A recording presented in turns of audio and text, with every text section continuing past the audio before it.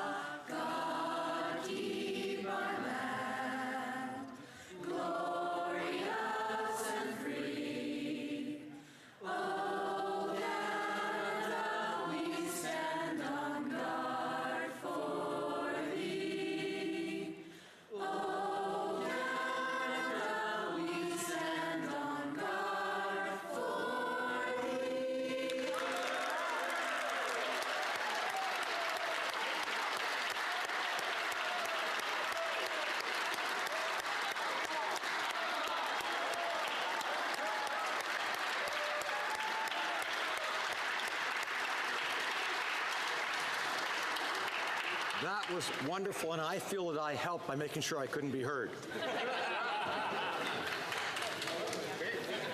La Nouve, les portes, let the doors be open.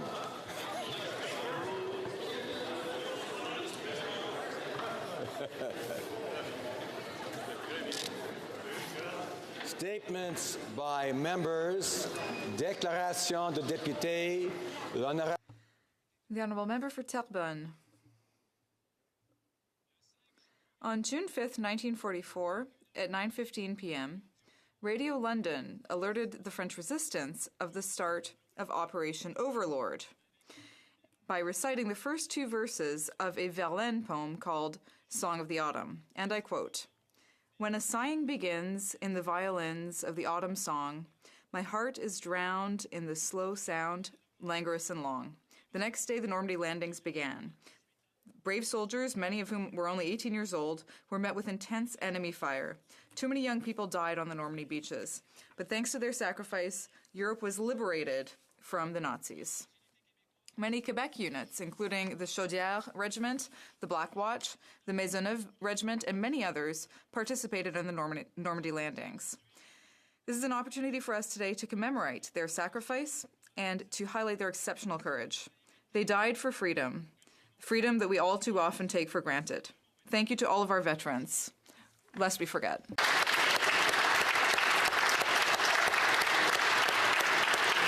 Honourable Member for Niagara Centre. Mr. Speaker, in Niagara Centre, you would be hard-pressed to find many people who don't know Jim or Mary Dolan.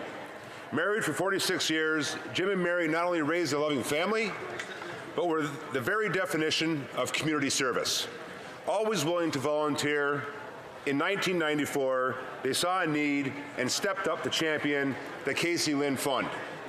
Under their stewardship, the program is thriving and has grown to offer assistance to many families throughout the Niagara region with sick or disabled children. Mr. Speaker, as you can well imagine, their generosity and caring spirit have been felt throughout our community. And so, it is with a heavy heart that I share the news that Jim Dolan passed away this past May 28th. Jim will be greatly missed by his wife Mary, their children James, Kim, Scott, and Tammy, as well as his many grandchildren and one great-grandchild. Despite our loss, Mr. Speaker, I am certain that Jim's legacy will live on through the many people whose lives he touched. The Honourable Member for Medicine Hat, Cardston Warner. Mr. Speaker, the Liberals continue to mismanage the public safety of our country. Now they're considering a firearm ban in an attempt to deal with gang and gun violence. This plan will also fail as it threatens licensed, law-abiding Canadian firearm owners and ignores the obvious problem: criminals. Newsflash, Mr. Speaker, criminals already ignore the law. As gang violence increased, the Liberals failed to deliver funding to the police to combat it. As rural crime increased, the Liberals turned their backs on rural Canada. Their border security mismanagement has led to dangerous foreign criminals entering our country. And what's worse, the Liberals are watering down sentences for some violent crimes. Mr. Speaker, their first step to address any problem is admitting that you have one and that there is one. And right now, many Canadians understand that Liberals are actually the problem. The Conservatives have a plan to tackle crime by focusing on criminals and gang violence. It's time to replace Liberal failures with Conservative action. The honourable member for Long Range Mountains. Mr. Speaker, my hometown of Corner Brook is the largest community in the Long Range Mountains. And the reason the town exists is a pulp and paper mill, which has been the economic stimulator since 1925. I was so proud to stand alongside the mill manager, Darren Pelly, to announce nearly $11 million from the Strategic Innovation Fund for Corner Brook Pulp and Paper. The mill will use this investment to install the new system to dry and use low-quality biomass to limit the need to cut trees for fuel. It's going to reduce waste sent to landfills, reduce water use by 50%, allow the mill to avoid burning tens of thousands of barrels of oil each year. This funding benefits the environment, strengthens the forestry and paper products trades in all of Newfoundland, ensuring our forest sector will continue to be a leader in my province for years to come. Mr. Speaker, Corner Brook was a mill town, is a mill town, and will continue to be a mill town because of this investment. The Honourable Member for Laurier-Sainte-Marie. Mr. Speaker, I'll probably have the opportunity to address this House again in the coming weeks, but since this is my last official statement, I'd like to take this opportunity to say a big thank you. Thank you to all the members of our big parliamentary family, colleagues, staff, pages, journalists. I will miss you. Thank you to the community groups and organizations in Laurier-Sainte-Marie for their creativity and their commitment, and for creating a space where everyone can live well.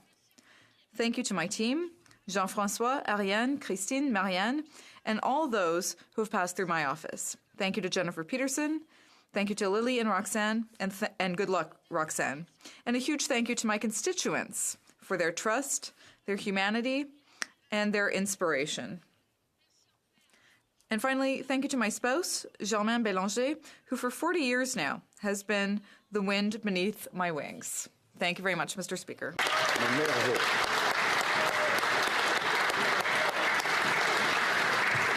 The member for Winnipeg South. Mr. Speaker, Maya Angelou once said, each time a woman stands up for herself without knowing it, possibly without claiming it, she stands up for all women. This week in Vancouver, thousands of women and people of all genders are doing just that. They are standing up at Women Deliver and some of its side events, Feminists Deliver, and the pre-conference on Indigenous women and girls. Mr. Speaker, thanks to their tireless work, the women's movement has made some hard-fought gains, and while some would like to roll back those gains, our government will remain focused on leaving a lasting legacy for women and girls, a legacy of empowerment, a legacy of gender equality, a legacy of change that will benefit us all. Thank you, Mr. Speaker. Well done. The honourable member for Perth Wellington. Mr. Speaker, June 6th marks the 75th anniversary of D-Day and the Normandy invasions. 14,000 Canadians landed at the beaches of Normandy that morning, and by day's end, 359 had fallen. In the coming weeks, 5,000 more would die. We as Canadians owe a debt of gratitude to those heroes of D-Day that we will never be able to fully repay. Among those heroes was a young man named Art Boone. At age 19, Art had already been in the war effort for 4 years, having enlisted at just 15 years of age. He would go on to participate in the liberation of Holland and would serve his country in uniform for decades to follow. Today, Art Boone is back in Europe, where he arrived 75 years ago to liberate a continent. He returns once more as a hero. History must never forget the heroes of D-Day. Today and always, we honor those who have served and those who made the ultimate sacrifice. We will remember them.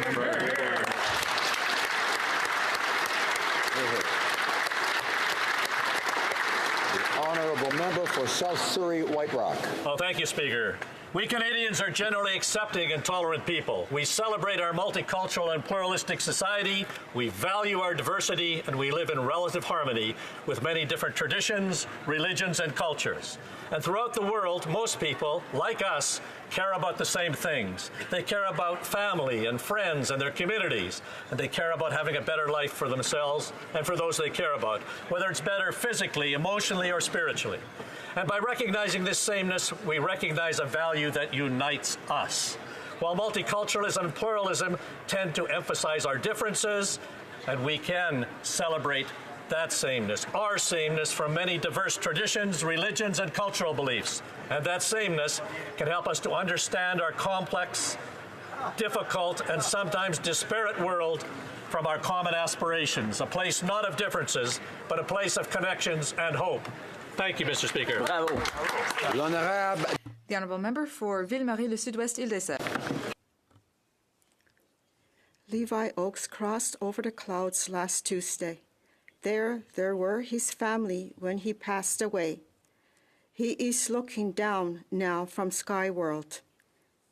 He was a good man, truly, and he was good at gardening. Levi was the last Mohawk code talker. None remain. He used his indigenous language during World War II. He used secret code to protect his family. No one broke the code talker's code. He was very much be missed by his people and his family. I want to honor his name again on one more occasion by using the language that he used so that we could live in peace.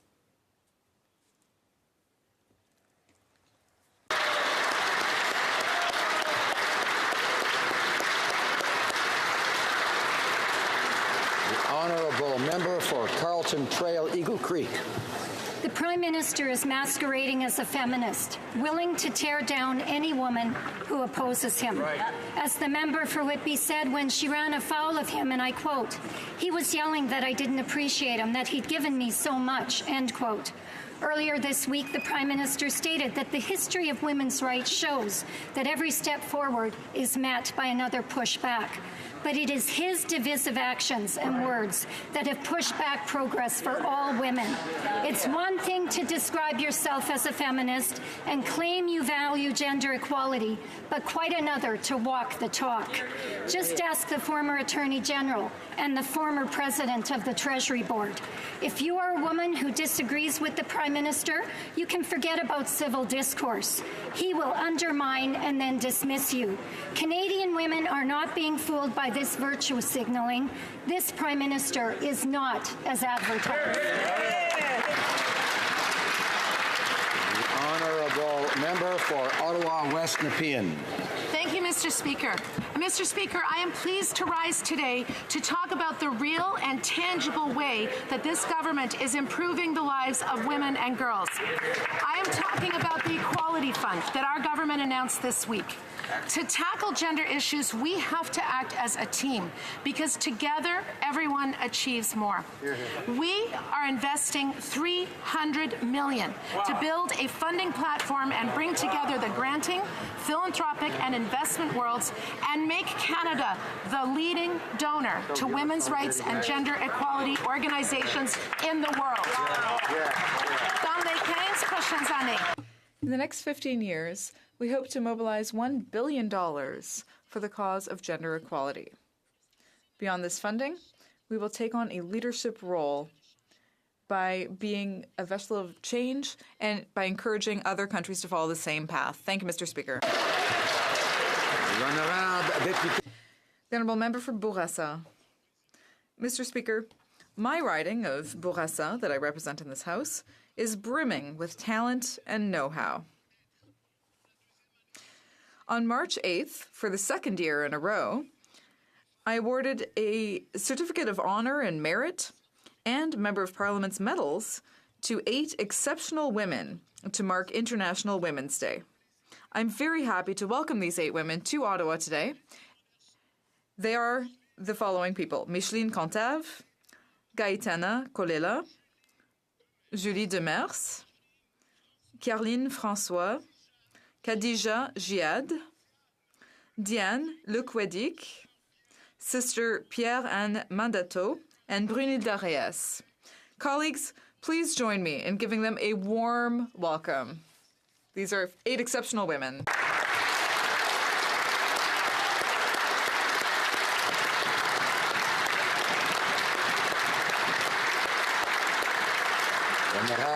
The Honourable Member for Beauport-Limoilou. Mr. Speaker, the Liberal government, more than any government in the history of our country, is centralizing, paternalistic, and arrogant. For the last 4 years, this government has shown that it is not in sync with the spirit of federalism. They've refused to honour tradition by appointing a lieutenant from Quebec, and they named a minister from Toronto in charge of Quebec's economic development. They've added political conditions to the federal transfers. They've refused to give Quebec more power over immigration. They've refused to accept the National Assembly's request to have a single tax return form for Quebec, something that all Quebecers have been calling for, and the list goes on. We Conservatives, like our founding fathers Cartier and Macdonald, will continue to honour true federalism. In 2008, we recognized that Quebecers form a nation within United Canada, and in 2019, when we will be in government, we will be able to work with Quebec because Quebecers deserve better. The Honourable Member for Pitt Meadows, Maple Ridge. Mr. Speaker, it's been almost 4 years since I first took my seat in this House, and it's been a privilege to serve the constituents of Pitt Meadows, Maple Ridge. I have loved building the relationships that are so important to understanding the needs of my communities. From groups like Pathfinders, who support at-risk youth, to Alicia's Wish, who provide services to children and youth who are victims of abuse, or groups such as Alouette River Management Society, Keeps, and Watershed Watch, who work so hard to restore fish habitat, advocate education on our diverse wildlife, and try to find ways to reverse the damage to our fish and salmon stocks. Or our Seniors Network, a group of individuals and organizations with a shared goal of providing support and resources for our seniors. And of course, all the businesses and nonprofits that hire summer students so that they can gain valuable experience. When we both build and sustain relationships with the grassroots people in our communities, we can work together to create better outcomes. From the words of Helen Keller, alone we can do so little, together we can do so much. Thank you. The Honourable Member for Vancouver East. Canada committed deliberate race, identity, and gender-based genocide against Indigenous peoples. And we can see the impact of this in every sphere of life. The violence, the loss of life, the child apprehensions, the marginalization, the deliberate exclusion, the poverty, the homelessness rate, the lack of police protection, the Indian Act, the sex-based discrimination, the racism, and it goes on. This is Canada's shame. If we are to show that we have actually heard family members and survivors, we must have an Indigenous-led action plan with a dedicated budget and a timeline for implementation that is publicly accountable. We must address Indigenous land title and their right to self-sufficiency and self-governance. We have a duty to address this historic and intergenerational trauma, social and economic marginalization, and the ongoing dismissal of their expertise. The calls for justice are not just recommendations, but are legal imperatives that must be implemented. Honourable Member for Leeds, Grenville, Thousand Islands, and Rideau Lakes. Mr. Speaker, the Prime Minister's sunny climate plan was supposed to save the environment and boost the economy. Well, it did neither. And in reality, all it did was punish Canadians for getting groceries, driving the kids to hockey, or even running small businesses. Mr. Speaker, in reality, this carbon tax is a money grab. The Prime Minister has to pay for his consecutive deficits and reckless spending, so he's making hard-working Canadians pay for it under the guise of a climate plan. That's right. If the Prime Minister really cared about the environment, he wouldn't be exempting Canada's largest emitters from the carbon tax. And he certainly wouldn't be spending more time flying to his vacations than most Canadians have actually spent on vacation in the last 5 years. Mr. Speaker, the Liberal government is nowhere near meeting their climate goals, and now we're at the point where the United States is closer to reaching their targets than Canada. The sunny ways are over, and we're left with a money-grabbing carbon tax. Mr. Speaker, the Liberals' climate plan is not as advertised. The Honourable Member for Edmonton Centre. Mr. Speaker, when I knock on doors farmers in my riding and meet families with young children, I ask them about the Liberal baby bonus, and they tell me that they love it. Early in our mandate, families in Edmonton Centre hoped that the Canada Child Benefit would do better for them, and it has. In April alone, we issued over 7,000 payments to over 12,000 children for a total of $4.6 million into the riding. That is over $55 million tax-free directly to Edmonton Centre families each year. 3 years into the program, we've lifted 17,000 children in Edmonton out of poverty. That is equivalent to a Rogers Place full of children out of poverty. Add their parents, and it's a Commonwealth Stadium full of people able to make the ends meet. Across Canada, we've reduced poverty from 13 to 9%. You know what we call that in Edmonton, Mr. Speaker? We call that better than advertised.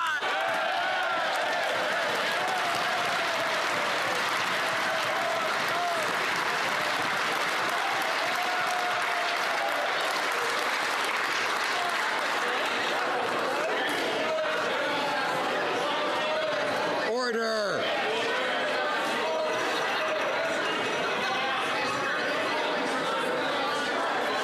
Order. Order. Order, colleagues. There are likely to be disagreements here, and there should be, but we can't all speak at the same time, and we should show respect for this place and for each other and for different opinions. We don't all speak at once. Don't interrupt. Order.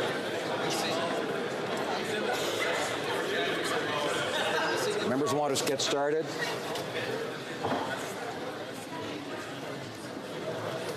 Oral questions. Questions orales. The Honourable Opposition House Leader. Mr. Speaker, the Prime Minister's failures when it comes to dealing with the government of China are escalating, and his gross mismanagement of our relationship with China will now hurt even more Canadians. This time, Canadian meat producers are being punished after China's custom agency announced that they're going to dramatically increase inspections and open all containers of Canadian meat and meat products. Does the Prime Minister not realize that Canadian producers are suffering as a result of his failures, and what's he prepared to do about this? The Honourable Minister of Agriculture. Mr. Speaker, we're working closely with farmers from all agricultural industries. Our first objective is to reopen Chinese markets, and we are united with my colleagues in Foreign Affairs and other colleagues. Yes, we were informed that China is going to increase pork inspections, and that's why we encourage all industry members to be extremely vigilant in their exportations. Thank you, Mr. Speaker. House Leader. Yeah. Oh, like it's producers' fault. No, Mr. Speaker, that's absolutely incorrect. Now, 5 months ago, former Liberal Cabinet Minister John McCallum had to resign in shame as our ambassador to China. We're now in June, and the Prime Minister has not appointed a replacement. That's right. Canadians are being detained on bogus charges, soybean producers are facing new barriers, and canola producers are having shipments blocked. And now the Chinese government is going after our meat producers. This is going from bad to worse. Right. Why has the Prime Minister not appointed an ambassador to China? Liberal failure. The Honourable Minister of Agriculture, Tourism. Relationship with China is extremely important, and we are very concerned with the detention of Canadians in China, and that's why we're rallying an important amount of friendly countries, and also that we were able to make sure that we have a joint statement with the United States calling for the immediate release and, of course, rejecting their the wrongful detentions of Michael Spavor and Michael Kovrig. Thank you. Order. The Honourable Opposition House Leader. It's not working, Mr. Speaker. This relationship and the impact is getting worse. The Prime Minister's failure when it comes to the Chinese government is causing real pain and real suffering for Canadians. He's failed to appoint a new ambassador. He's refusing to pick up the phone and call the Chinese premier. Canadian lives are at risk, and agricultural producers are suffering. When will the Prime Minister finally start treating this crisis with the seriousness, the urgency, and the attention that it requires? The Honourable Minister of Tourism. Mr. Speaker, obviously our relationship with China is very important, and that is why the Minister of Foreign Affairs and the Prime Minister are ensuring that this is a priority file. And what concerns us right now, particularly, is the situation of Canadians in China, and that's why we've created an international coalition of countries that support us in our position, and we've issued a joint statement with the U.S. asking for the immediate release of those currently detained in China. Mr. Speaker, in terms of the crisis with China, the Liberals are big talkers but take little action. The crisis continues to worsen. The Chinese government now has the pork industry in its sights. 2 factories have lost their export permits, and now every Canadian container of pork will be thoroughly inspected.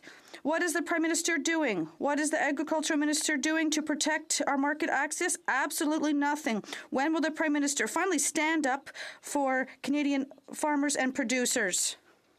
The Honourable Minister of Agriculture. Mr. Speaker, we're working tirelessly and across the country to face this situation. Our priority is to reopen markets in China for our agricultural products. Mr. Speaker, we've increased our support to producers, to all producers, through our early payment program.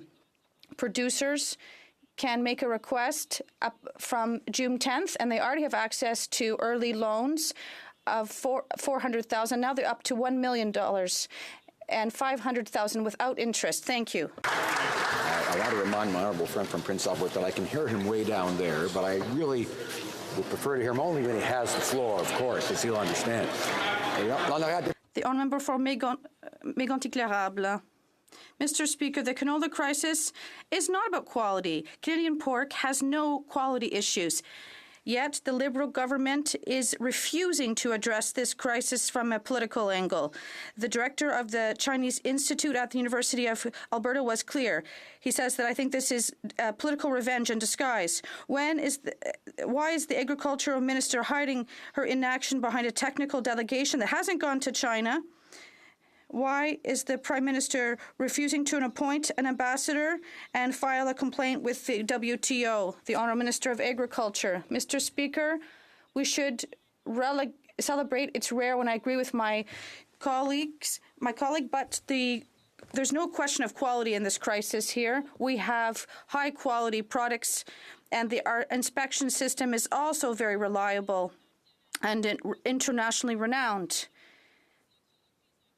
Our representative at this council at the WTO did raise this issue. Thank you. Westminster Burnaby. This Liberal government has created the most unequal tax system in the industrialized world. The Liberal system of tax havens and tax loopholes lets millionaires in Canada's most profitable companies get off the hook from paying their fair share. Now, Canadians have just found out that the Revenue Minister has let yet another millionaire tax evader off the hook through the KPMG offshore tax gap. Liberals have created one set of rules for millionaires and another for everyone else. Why do Liberals always reward wealthy tax dodgers? Why don't they make them pay their fair share?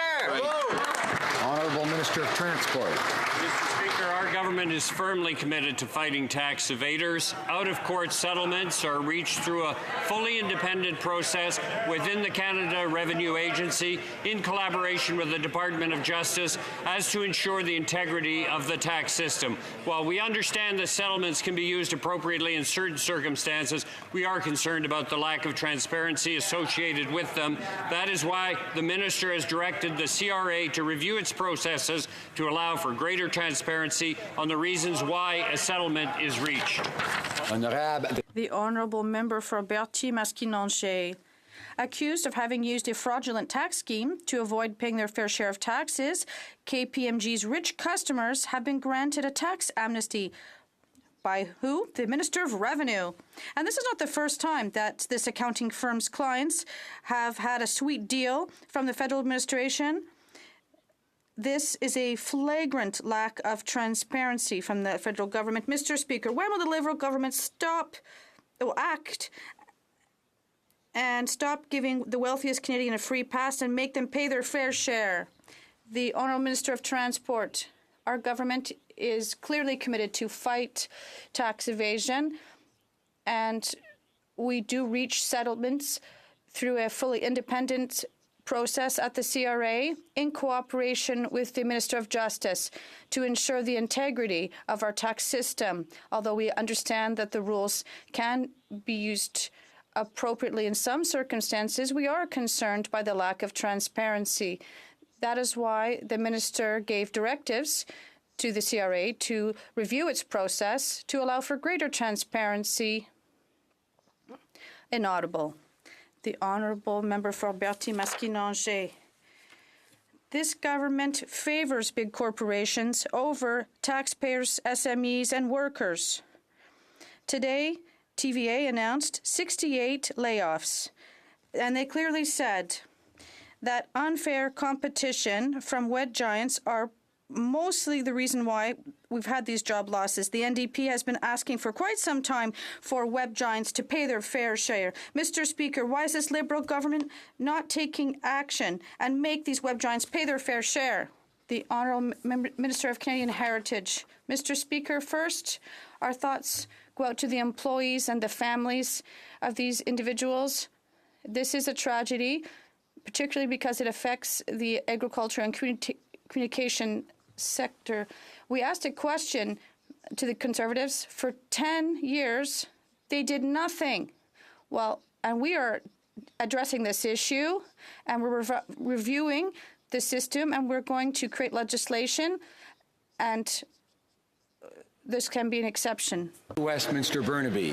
Mr. Speaker, Liberals have been in power for 4 years. It's about time they took some responsibility for that.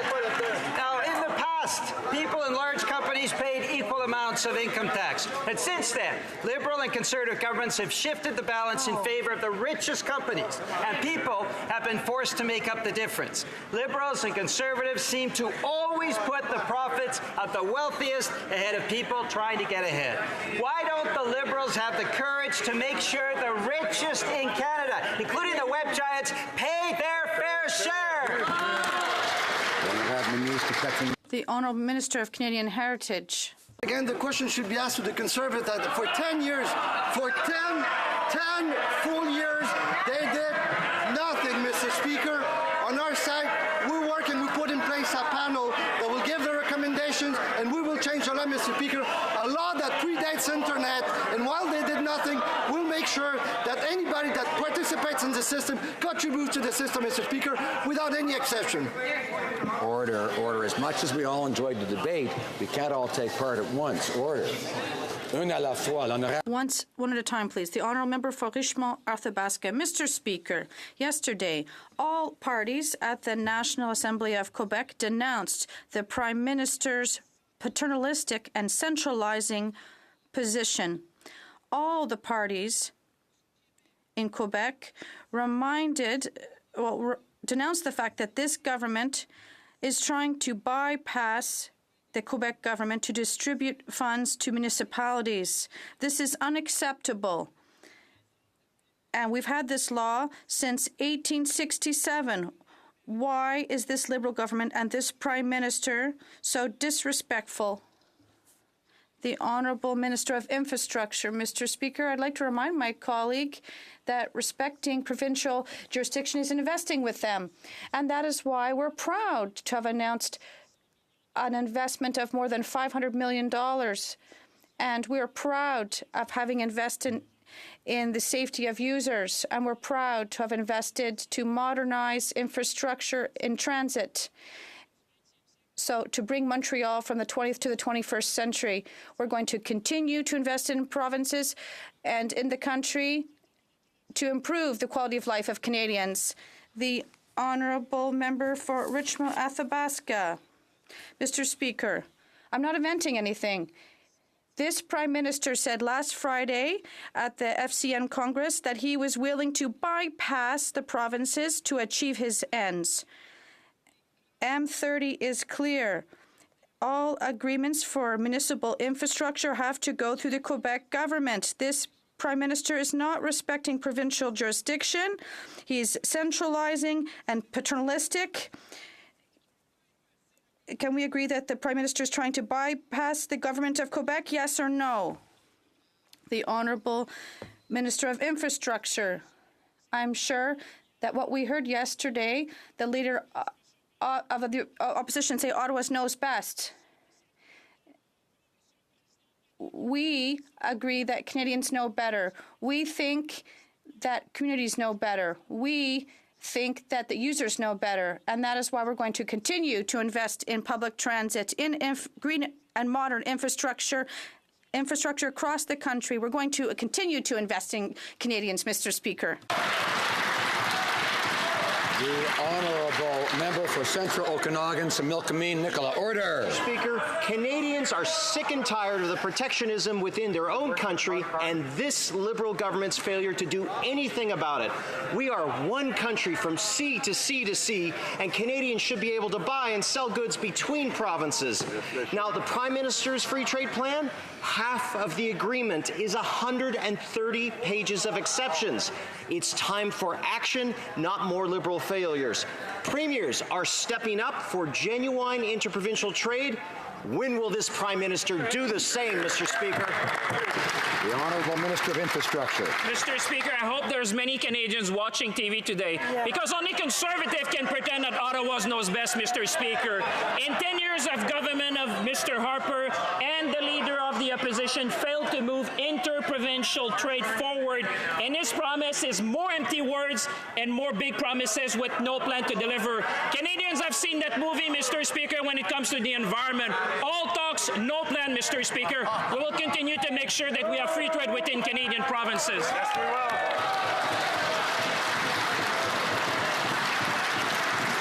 Honourable Member for Foothills. Mr. Speaker, this Prime Minister has failed miserably when it comes to free trade between provinces. In fact, he has fought against it in court. That's right. Half of the Liberals' Canada Free Trade Agreement is a list of exemptions of things that cannot be traded. Shameful. This is not free trade. Wow. In fact, much like this Prime Minister, his no trade agreement is not as advertised. Interprovincial trade barriers are costing the Canadian economy $130 billion. When will this Prime Minister get out of the way and allow free trade between provinces? The Honourable Minister of Infrastructure.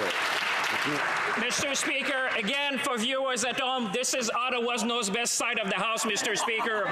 Let me remind Canadians who are watching, Mr. Speaker, beyond failed promises, the Leader of the Opposition remains consistent on one thing alone, and Canadians know that be it on the environment, the economy, or the unity of our country, he has no real plan for Canada and for Canadians, Mr. Speaker. We have a plan to move goods across Canada. We have a plan to grow the economy, and we have 1 million jobs to show, Mr. Speaker.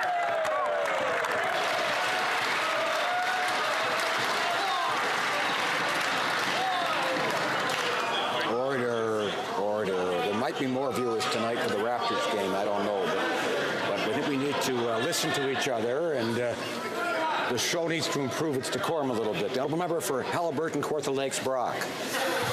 Speaker, the Kawarthas lost 300 jobs when the Liberals killed the West to East pipeline. Tens of thousands of jobs have been lost in Alberta and across the country because of Liberal indecision and a lack of planning on TMX. Conservatives have a plan. We'll work up front with the provinces and Indigenous communities on an energy corridor, a plan that will lower assessment costs, improve certainty for investors, and create jobs. So, when will the Prime Minister quit attacking the energy sector and allow job-creating projects to move forward?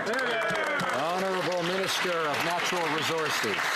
Well, Mr. Speaker, if the honourable member and the member of the Conservative Party of Canada are really concerned about the energy sector and the pipeline projects, they would not have voted to kill and end the process that we have put in place to move forward on the Trans Mountain Pipeline expansion in the right way. We are consulting in a meaningful way with Indigenous communities, and we are scheduled to make a decision on this project by June 18th.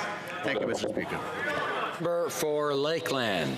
Liberals already killed 2 pipelines outright, and 0 new ones are in service. Getting the Trans Mountain expansion built will lower sky-high gas prices in BC and get Western and Atlantic Canadians back to work. It'll create thousands of jobs outside of Alberta and benefit all of Canada. It will support the 100,000 1,000 jobs in Ontario and Quebec that depend on oil and gas. But the Liberals already approved it once in 2016, and their mistakes have held it up. The majority of Canadians and Indigenous communities want the Trans Mountain expansion. So this time, what exactly is the plan for construction to start on June 19th, and when will it be in service? The Honourable Minister of Natural Resources. Mr. Speaker, I think this is a good opportunity to remind the members of the official opposition that their broken system led to failure on the Northern Gateway. Their broken system led to the exclusion of the impact of marine shipping and its impact on the marine environment from the NEB review. We are fixing the system that has led to failures. We are engaging with Indigenous communities in a meaningful way, in a two-way dialogue to ensure we are listening to their concerns. We're offering accommodation on the issues that they have identified, that we're moving forward on this project. Afraid I have to ask the member for Chilliwack Hope and the member for Lakeland to not interrupt when someone else has the floor. And I would ask all members to listen when someone else has the floor. Order, order, order. The Honourable Member for Trois-Rivières. Mr. Speaker, earlier this week, the Liberal government was proud to give me an update that the Infrastructure Bank would be involved in the high-frequency train project. Wow.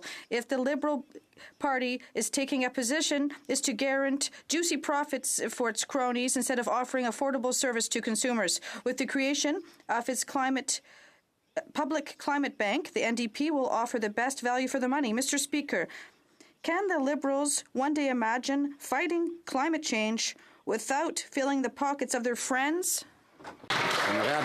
The Honourable Minister of Transport. Mr. Speaker, my colleague once again mentioned the high-frequency train, something he does every week, and I'm happy to tell him that we're going to continue to work on this project, a very serious project that could have an influence on many Canadians. So he should know that our government is being diligent in terms of this project, and when we have something to announce, we'll do so. Vancouver East.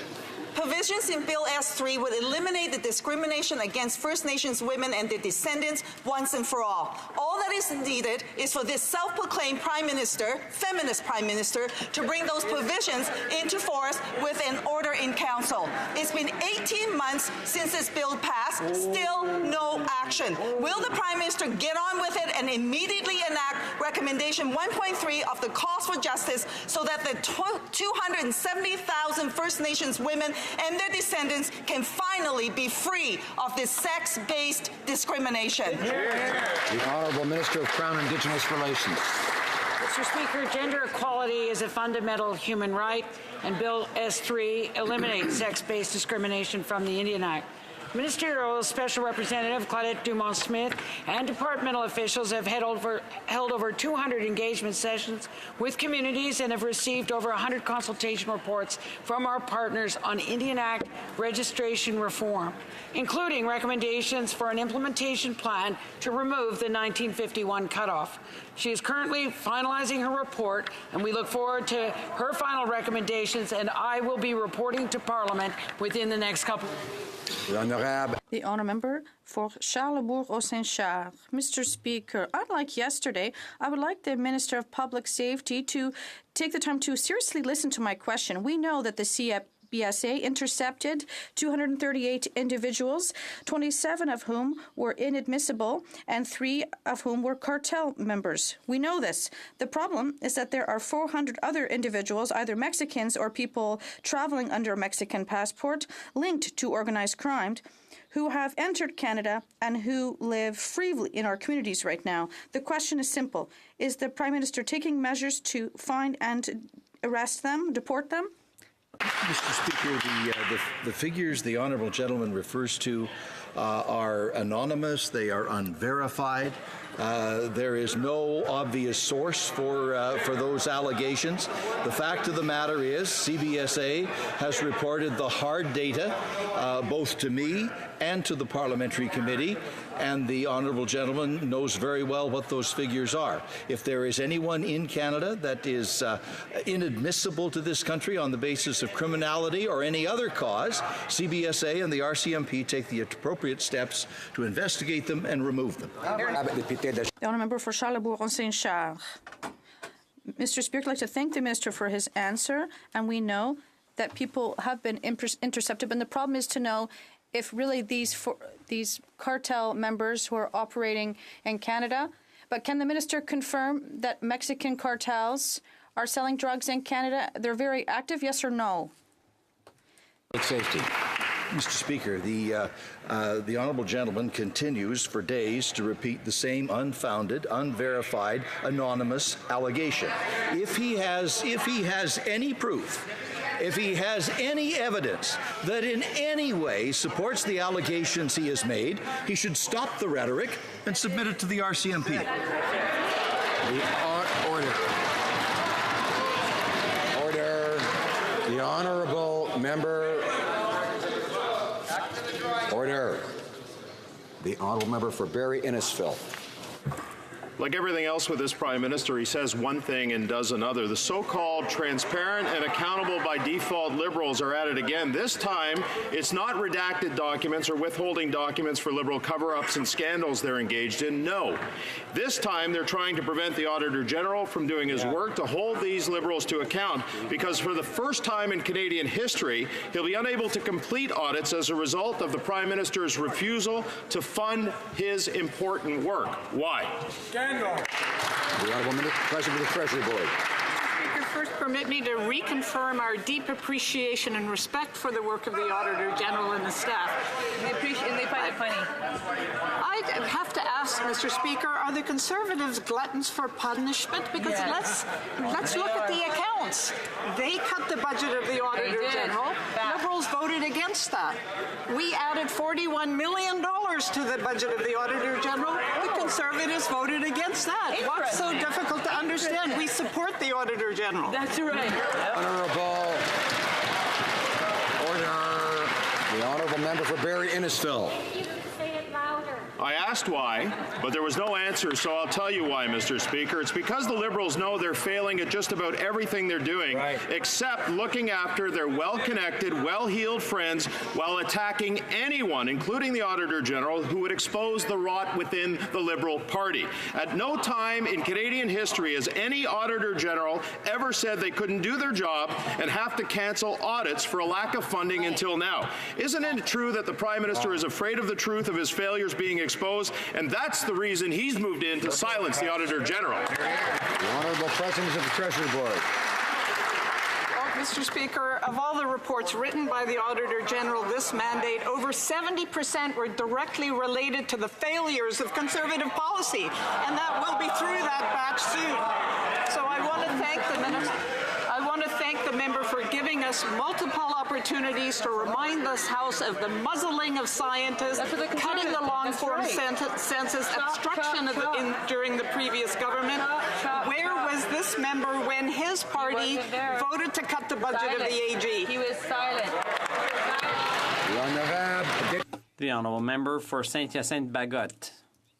Mr. Speaker, I have repeatedly called on this self-proclaimed feminist Prime Minister to reform his sexist EI program. EI shuts out far too many workers, but especially women. 50% of men qualify for benefits. For women and mothers, it's 35.2%. Workers are fed up with Liberal inaction. They want a government that's on their side. What's it going to take for the Liberals to get it in gear and reform the sexist EI program? The Honourable Minister of Social Development. Thank you, Mr. Speaker. I'm very happy to be able to answer this question. We have repeatedly said since 2015 that EI was essential for middle-class families, and that's why we have improved it in a number of ways by making it more generous and flexible when it comes to maternity and parental benefits, compassionate leave, and we also have the Canada Child Benefit, which disproportionately helps women and mothers across Canada. It helps 9 out of 10 families in Canada and has brought millions of children out of poverty. Mr. Speaker, despite the Liberals' so-called feminist cred, they've done nothing for women who need to access EI. Only 1/3 of unemployed women can access employment insurance. And when they finish their maternity leave, women have to work hundreds of hours to become eligible again. A growing number of women are stuck in precarious employment and can't access EI. Women in Canada are paying the price of an EI system that discriminates against them. So why have the Liberals failed to deliver for working women, and what will they do to fix this injustice? The Honourable Minister of Social Development. Thank you, Mr. Speaker. I'm very pleased to have more time to talk about our investments through the EI system that are supportive of gender equality. Mr. Speaker, we're in 2019. Gender equality is a key feature of our economic growth. We have introduced a new parental sharing benefit, that gives 5 extra weeks to parents that share their EI benefit, therefore encouraging greater equal participation of mothers and fathers. We're in 2019, Mr. Speaker. We look forward to working more for women and mothers across Canada. The Honourable Member for Hastings, Lennox and Addington. Mr. Speaker, today is World Environment Day, a day for encouraging worldwide awareness and action to protect our environment. While conservative politicians still have no plan to tackle climate change, our government knows that protecting our environment and fighting climate change is the challenge of our generation, and that is why we are taking real action. That's right. Can the Minister of Environment please update this House on the actions that the government is taking to fight climate change and protect our environment? Good question. Honourable Minister of Environment. Order. Colleague for his advocacy to protect the environment, and I'd like to wish everyone across Canada a happy World Environment Day. We understand that taking action to protect the environment, tackle climate change is good for the environment, it's good for the economy, it's good for our kids. It's unfortunate conservative politicians do not understand that. You have the Leader of Opposition saying that he knows best, that Ottawa knows best. What they know best, conservatives, is how to do nothing on the environment, nothing on climate change. Today we announced $15 million to support Forests Ontario, to support 50 million trees being planted in Ontario. That's good for the environment. It's good for the climate.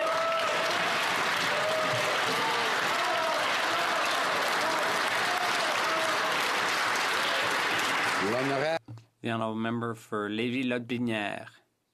Mr. Speaker, after giving Loblaws $12 million, once again the Liberal government looks bad for raining millions of dollars on a number of Canadian clean technology venture funds. However, 2 of the 3 winning applicants say they don't particularly need Ottawa's money. Mr. Speaker, it's all wrong and totally unfair to those who truly need the money. Why doesn't the Liberal government get it right instead of handing out cash to investors who don't need it?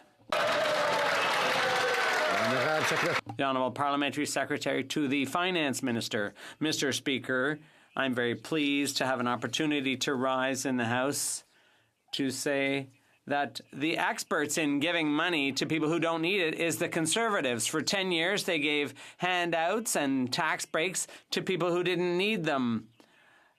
I wonder how many people in the members' riding had $11,000 left over after taxes in their pocket to put into TFSAs. We, on the other hand, have reduced taxes on the lower class and introduced the CCB. This is a plan that's working, Mr. Speaker. Honourable Member for Banff Airdrie. Well, Mr. Speaker, under the Liberals, the national debt is growing by over $2 million an hour. Yet it isn't stopping them from finding new ways to squander Canadians' hard-earned tax dollars. First, they gave Loblaws $12 million for fridges, and now it's $50 million to an investment fund who, when asked if they needed the money, said, no, but it's great to have it. Those are words that most Canadian small businesses would only dream of being able to say, Mr. Speaker. So why are the Liberals handing out money to giant companies who literally don't need it, instead of helping small businesses by reducing taxes and cutting red tape. The Honourable Parliamentary Secretary to Minister of Finance. Thank you, Mr. Speaker. I'm glad to rise in this House this time in English to remind the member opposite that our plan, unlike theirs for 10 years, has been working for Canadians. While they were giving tax breaks after tax breaks to the wealthiest, we decided to take a different approach and give more to those who need it the most. We've reduced taxes for the middle class. We've made the Canada Child Benefit the most progressive social policy in a generation that's lifted hundreds of thousands of kids out of poverty, has reduced poverty in this country by 20%. I know that was never their policy intent. That was never their intent to reduce inequalities in this country. We've taken that very seriously. Thank you. Deputy. The Honourable Member for Portneuf-Jacques-Cartier. Mr. Speaker, I have repeatedly asked the Minister of the Environment to tell Canadians the truth and admit that Canada won't be hitting its Paris targets. Why is she dodging the question and not being transparent? It's all a smokescreen. Their environmental plan isn't working. This government has to come clean and state clearly that the Paris targets will be missed. They should pull their heads out of the stand. When is this government going to make it clear to Canadians that Canada is not going to be hitting its Paris targets? The Honourable Minister of the Environment. It's funny listening to these questions from the Conservatives. I'd like to wish them a happy International Day of the Environment and ask them if they will continue, whether they will vote along with us to support our motion declaring a climate emergency and stating that we have to take urgent action. And will they accept that we must meet our Paris targets? Will they vote along with Canadians or against them? Mr. Speaker, the Liberal climate plan is a massive failure.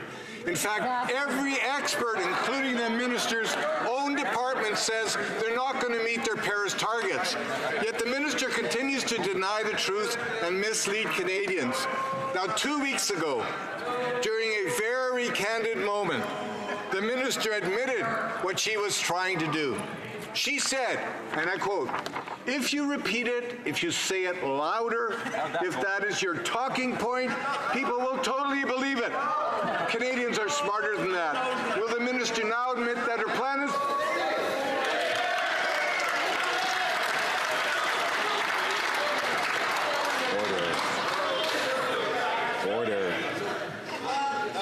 Order. The Honourable Minister of Environment. Thank you, Mr. Speaker. When we're talking about talking points, look at the other side. Who's reading the talking points about how they're going to do less and less to protect the environment and tackle climate change? We're committed to taking action to tackle climate change. We created 1 million jobs while we're doing it. We're making life affordable. But at the end of the day, we all have an obligation. On World Environment Day, I would ask all Canadians to think about how we can tackle the biggest challenge of our generation, climate change, and how we can do it in a way that grows our economy and creates good jobs for Canadians. The Honourable Member for Longueuil-Saint-Hubert. Mr. Speaker, Google spent $47 million on IP lobbying in Europe. Here, the Liberal government is in tight with the internet giants like Facebook, Google, and company. It's preferential treatment, and the consequences are very real. TVA announced today it would be cutting 68 jobs and blamed it on Liberal favoritism. And they're two different sets of rules. This government has done nothing in 4 years. Why?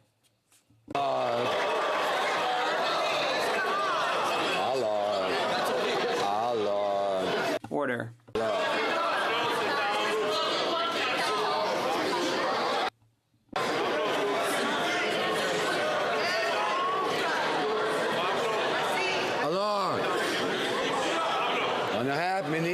The Honourable Minister of Canadian Heritage. Well, he's in fine form today, Mr. Speaker. The Conservatives were in office for 10 years and did absolutely nothing.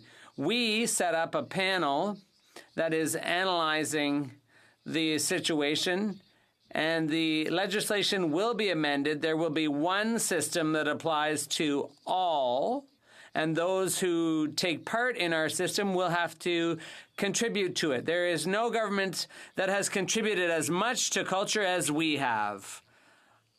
I'd like to remind the member for Longueuil, Saint-Hubert, that you have to listen when others are speaking. Others listened to him when he had the floor, so you have to listen to others. Order.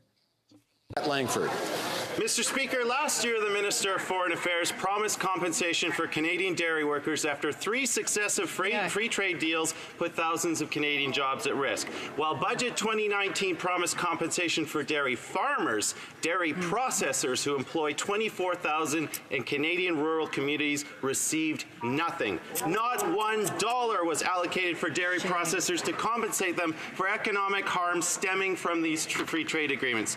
So, Mr. Speaker, when will the Liberals deliver on their promise to fairly compensate Canadian dairy processors? The Honourable Minister of Agriculture. Monsieur le Président, je remercie mon collègue. Mr. Speaker, I'd like to thank my colleague for giving me this opportunity to give everyone an update on our commitment on the issue of supply management.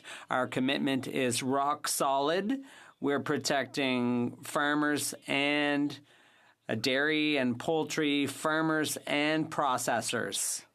We're on the verge of disclosing what mechanisms will be put in place to provide the promised compensation to our producers. Thank you.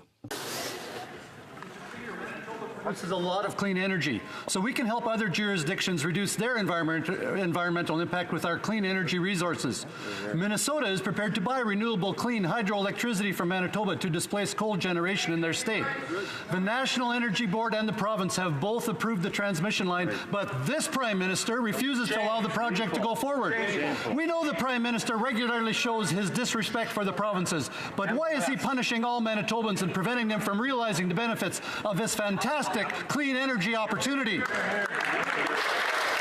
Honourable Minister of Natural Resources. Mr. Speaker, our government is supporting clean energy projects that are reducing emissions and creating good, well-paying middle-class jobs. That's a fact. However, it has become clear that because of the agreement that Manitoba Hydro has proposed with Indigenous communities, and Manitoba Hydro was forced to cancel that agreement by the Manitoba government, there are issues that we are trying to resolve to ensure that we are concluding our meaningful consultation with Indigenous communities in a right way, in a meaningful way, to ensure that good projects can move forward.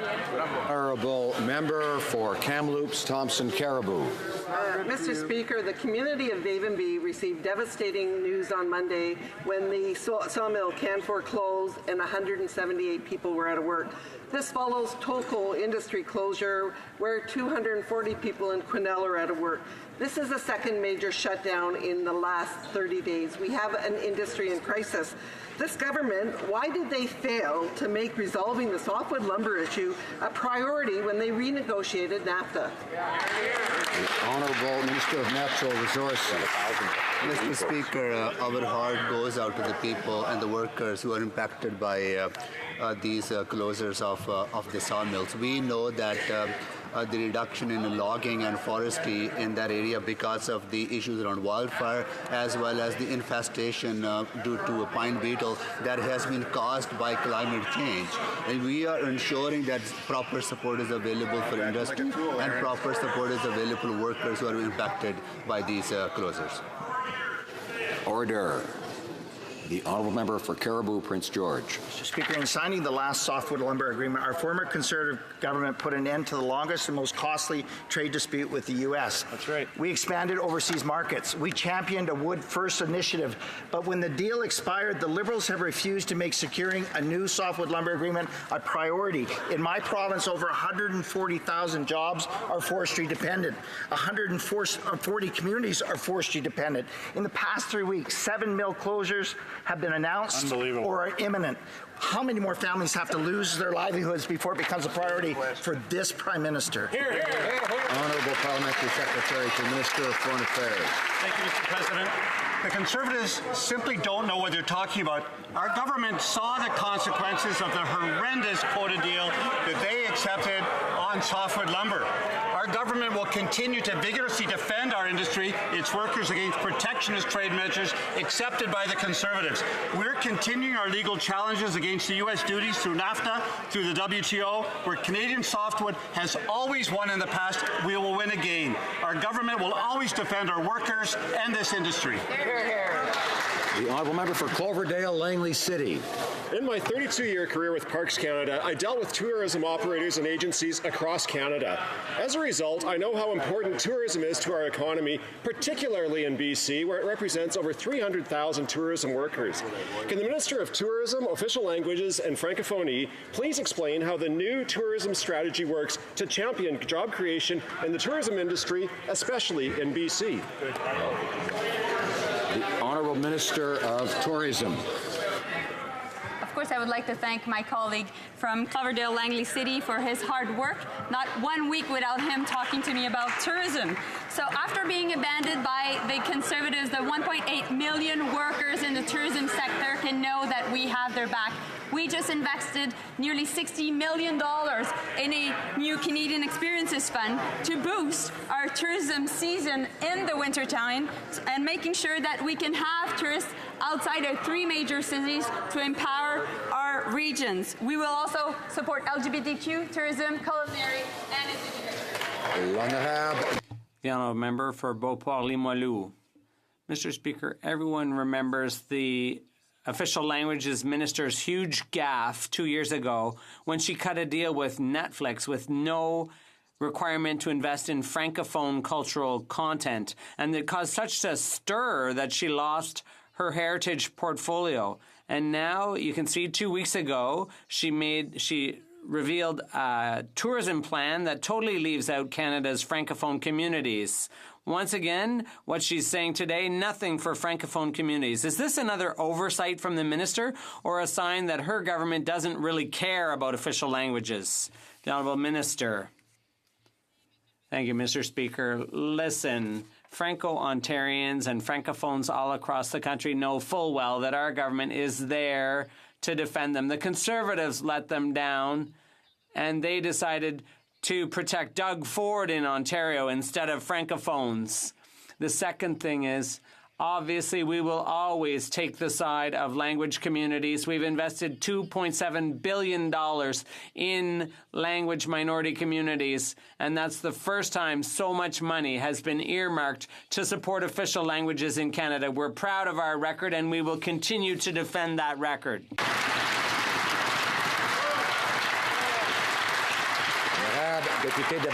The honourable member for Belleuil-Chambly. Hundreds of citizens in the streets, thousands of signatures on a petition. It's clear that the TELUS Tower in Audubon Park, in a sensitive wooded area, does not have social license. The minister offered to meet with the city, but the city's hesitating because they've taken the case to court. Will the minister get into simplest solution mode and simply revoke the permit for this tower that has no social license? The Honourable Parliamentary Secretary. Thank you, Mr. Speaker, and I'd like to thank my colleague for his question. Our government believes that communities should have a say in where cell towers are installed. Communities need to be consulted openly and transparently. This government has procedures in place to come to reasonable decisions. This process means that Canadians will be able to remain connected without unnecessary disruption in their communities. The honourable member for Laurentides-Labelle. Mr. Speaker, in my writing, there are a lot of waterways, and those are used heavily in the summer. We're all aware of water management issues, but one issue is water-based activities. There are hundreds of activities on the water every summer. Can the minister tell Canadians what this government is doing to raise awareness among boaters? The Honourable Minister. I'd like to thank the member for Laurentides-Labelle for his excellent question. We do want to promote the best boating safety practices when Canadians take to the waterways, and we want to reach as many people as possible. And that's why we've announced additional funding for the Boating Safety Contribution Program. which supports projects to raise public awareness of boater safety. We want Canadians to have a lot of fun out on the water, but we want them to be able to use our waterways safely. Mr. Speaker, the Liberal government has repeatedly broken laws by sharing reporters' private information and their questions on the multi-billion-dollar Irving shipbuilding project. Now the government has refused to release a 200-page access information request on, wait for it, the Liberals' sharing of this private information with Irving. Why is the government continuing to break the laws, and what are they trying to hide? The Honourable Minister of Public Services and Procurement. Mr. Speaker, our goal is to provide Canadians, including media, with timely, factual information while ensuring sensitive information remains protected. I've directed my department to ensure that we provide accurate information regarding ongoing projects with industry partners while ensuring the privacy of all individuals that deal with my department as is respected. Thank you. À l'ordre. Order. Order. Honourable Member for Repentigny. Mr. Speaker, yesterday the people of Lac Mégantic called for an inquiry into the train tragedy in 2013. And what did the minister reply? That they were buying into a conspiracy theory. 47 victims, that's no conspiracy, it's a fact. In February, 3 deaths in BC in an identical accident, not a conspiracy, a fact. There's been an increased number of train accidents since Lac Mégantic. It's a fact. Will the minister retract his comment, stop insulting the people of Lac Mégantic, and call a public inquiry on rail safety? The Honourable Minister of Transport. Mr. Speaker, the conspiracy is coming from the Bloc Québécois.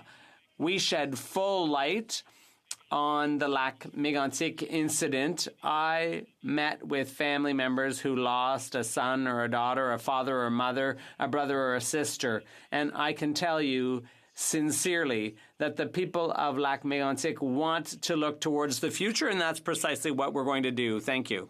Member for Lethbridge is arising on a point of order, I believe. Mr. Speaker. Mr. Speaker, as you say so often, in this place we ask questions as the official opposition, and the government answers those questions, or at least they give it their best shot. And in that correspondence, sometimes there are opinions that are shared or questions that are asked that maybe other members disagree with, but you've asked us to be respectful towards one another nevertheless. So, Mr. Speaker, I would bring to your attention an incident that took place. Actually, Mr. Speaker, I'd bring to your attention an incident that takes place right now, and that is right now I am being heckled by the members opposite of me who are wanting to shut my voice down in this moment. What a disgrace. I will wait for you to bring them to order, Mr. Speaker.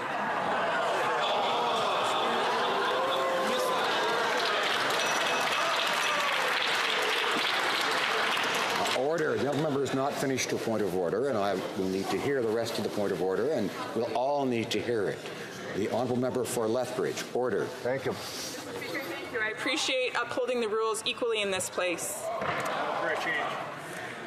Go ahead. Mr. Speaker, during question period, my colleague, the member for Lakeland, asked a question. Now, my colleague is a grown woman. She was elected by the constituents who brought her here to represent them, the constituents of Lakeland. And she's been given the opportunity to carry a portfolio which has to do with energy and natural resources within Canada. Now, she is very knowledgeable about that file. During question period, she asked a question with regards to that file, which is her privilege to do so in this place. Now, after asking that question, she was then heckled by a member opposite. That member is the member for Shefford. And that member said to her this. Wait for it. He told her, I'll wait until they stop heckling me once again. What's wrong with you guys? Let her speak.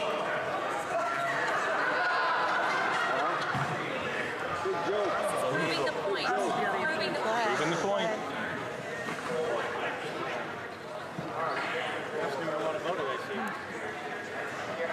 Wow. Order. The member for Shefford told my honourable colleague, the member for Lakeland, to be quiet. And then he said to her, "Sit down, kid." And that is a direct quote. Wow. Mr. Speaker, that is incredibly demeaning. It is incredibly degrading. It is incredibly sexist to tell my female colleague, who is a grown woman, who understands her file very well, and who got elected by the people of Lakeland to be in this place to represent them, to call her a kid and emphasize her in that way is absolutely inappropriate in this place. And I would ask that the member opposite would apologize to my colleague.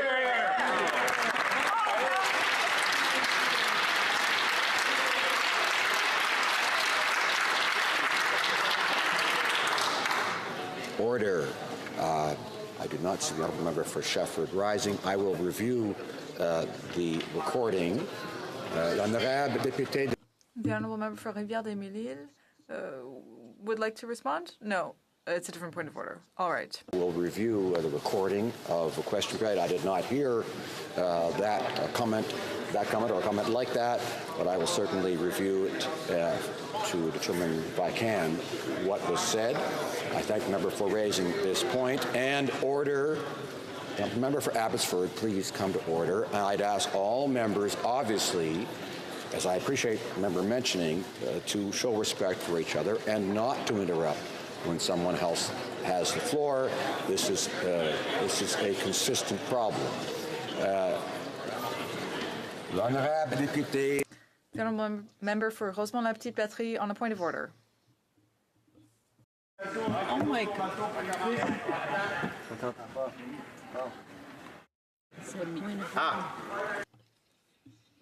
Okay. I'm glad I found my voice once again, Mr. Speaker.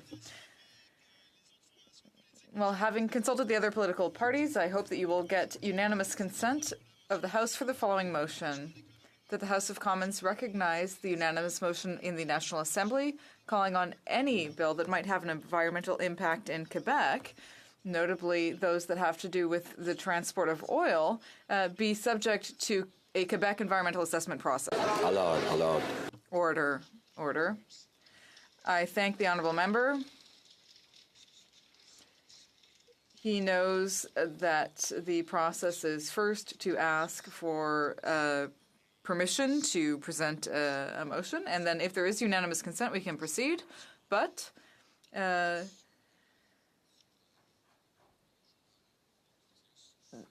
there's always the option of putting things on the order paper. But I believe it's clear now that there is no unanimous consent for this motion. The honourable member. Vancouver East. There's talks amongst the parties, and I'm very hopeful that if you seek it, you'll find unanimous consent for the following motion: that in light of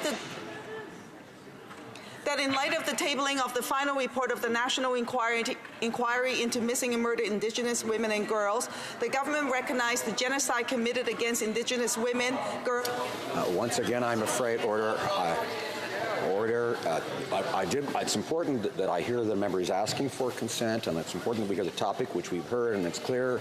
Members have indicated there was no unanimous consent.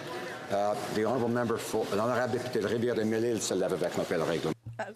Point of order. Thank you, Mr. Speaker. All the members in this House deserve respect that we should all show to our constituents. The member for Longueuil Saint-Hubert used insulting and unparliamentary language. Honorable. The honourable member for... Order, please. Order, please.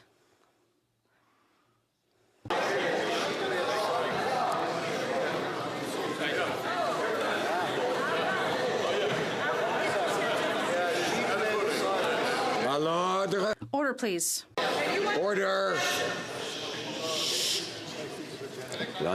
The honourable member for Longueuil Saint-Hubert is rising on this same point of order. Absolutely, Mr. Speaker. I'd like to know exactly how I showed a lack of respect to my colleague. I said something that could have been just anything. I don't think it was a lack of respect. I've never done this.